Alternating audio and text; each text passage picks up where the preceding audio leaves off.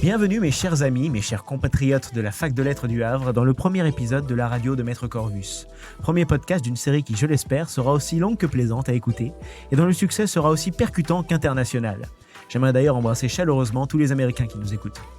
Mais sans plus tarder, laissez-moi vous introduire le concept inédit de notre émission légendaire. Bien évidemment, tout cela est dit sur le ton de l'humour car nous ne sommes qu'un modeste petit BDE universitaire.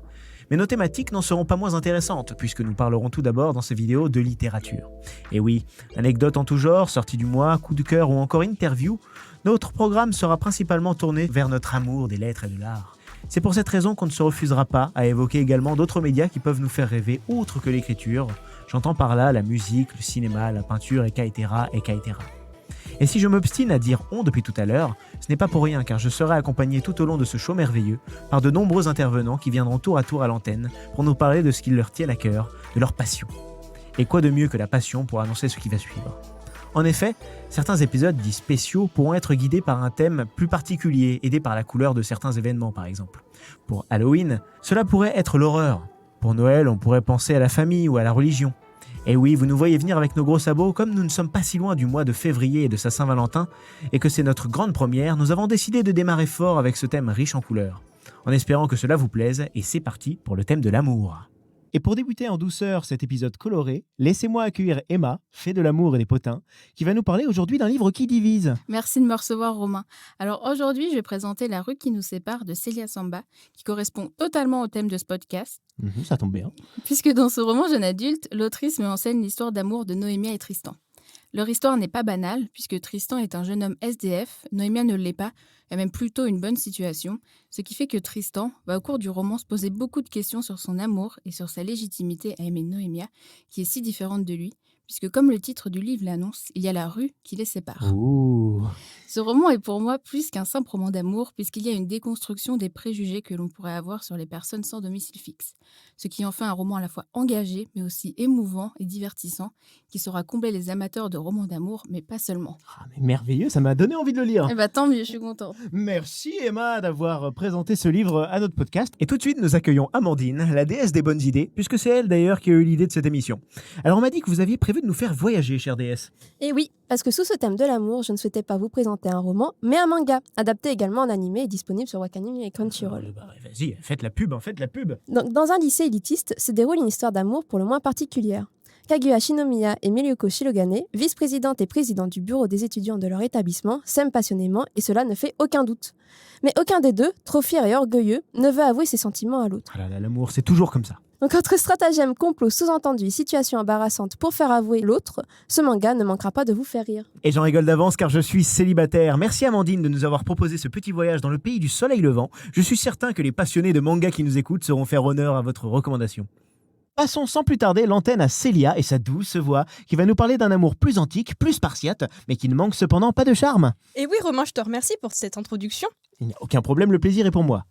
Alors, dès que l'on parle du roman d'amour, je ne peux pas m'empêcher de penser au Chant d'Achille de Madeline Miller, puisque c'est une réécriture de l'Iliade d'Homère du point de vue de Patrocle, qui est le plus proche ami d'Achille. Oh non, pas l'Iliade encore. Et oui, il faut bien de temps en temps s'y repencher, n'est-ce pas ? Oh bah oui, j'imagine. Ce roman raconte leur histoire, depuis leur enfance et leur rencontre, jusqu'au terrible combat qui foule les terres de Troie, puisqu'il faut un petit peu d'épique de temps en temps. Alors qu'ils grandissent ensemble, l'amitié entre les deux jeunes hommes est inébranlable et se transforme bien vite en un amour très sincère. Mais il n'est jamais question dans l'Iliade d'une quelconque relation amoureuse entre les deux amis, mais depuis toujours, il faut le noter, beaucoup sont ceux qui estiment que ces deux personnages ont bien été amants, comme on peut le voir par exemple dans Le Banquet de Platon, qui est un auteur, c'est pas n'importe qui. Plutôt classique, on se rappelle des calvaires en philo. Quoi qu'il en soit, Madeline Miller en propose une version tout à fait palpitante, et ce notamment grâce aux moments tendres entre les protagonistes et les scènes épiques qui traversent le livre et qui en font finalement un moment de lecture vraiment fabuleux. Oh bah écoutez, l'occasion de réviser ces classiques tout en rêvant un petit peu, je me trompe ?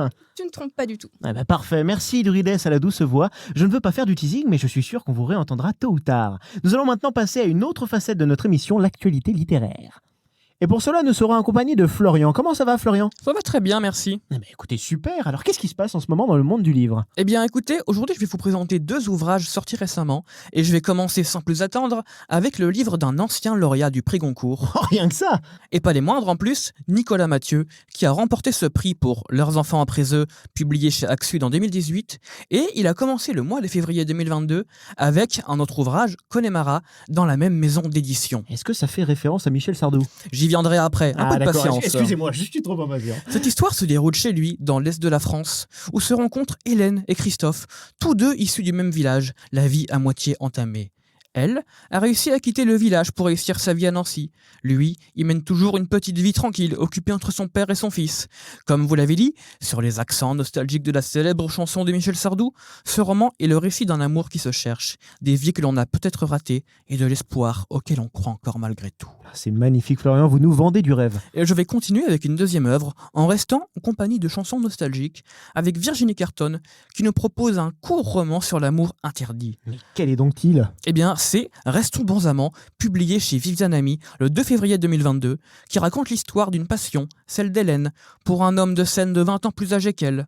Avec pudeur et justesse, l'auteur nous emmène dans cette liaison de ses balbutiements jusqu'à son climax. C'est magnifique. Merci, Florian, pour votre verve qui vous caractérise. Merci à vous. Mais vous ne savez pas si bien dire, car nous arrivons effectivement au climax de ce podcast. C'est l'heure des anecdotes insolites d'Amandine. Et oui, me revoilà. Donc je commence tout de suite avec ma première anecdote. Donc durant une étude parue dans le Journal of Environmental Attendez, vous voulez dire Psychology. The Journal of Environmental Psychology? Oui, merci. Aucun souci, je suis bilingue. Des chercheurs se sont rendus compte que l'odeur du chocolat inciterait les clients à acheter des livres. Et on les comprend. Par exemple, ils ont noté que dans les librairies, les clients achetaient davantage de livres populaires comme les polars, les livres historiques, mais également des livres romantiques. Cette étude a été effectuée sur 2 librairies différentes et les ventes sont passées de 22 à 40% selon les genres, plus de la moitié des clients ayant acheté un livre. Alors que ce mois de février a été rythmé par la Saint-Valentin, l'amour, les fleurs, mais surtout le chocolat, voilà que celui-ci devient même une stratégie de vente. Il faudrait que je fasse ça pour ma prochaine Saint-Valentin. Ça peut être une idée, oui. Ah oui, attends, pour conquérir la belle. Donc je vais tout de suite passer à ma deuxième anecdote. Donc comme vous le savez, il y a beaucoup d'expressions avec le mot cœur pour Oui. parler d'amour. Effectivement. Si on a un chagrin d'amour, on dit qu'on a le cœur brisé. Si on n'a pas d'amoureux ou d'amoureuse, on dit qu'on a un cœur à prendre. Et si au contraire on en a beaucoup, on dit qu'on a un cœur d'artichaut, une feuille pour chacun. Mhm. En dehors de ces expressions, on dessine toujours des cœurs pour dire qu'on est amoureux. Ouais, comme moi, quoi. C'est parce qu'autrefois, on pensait que les sentiments étaient vraiment dans le cœur.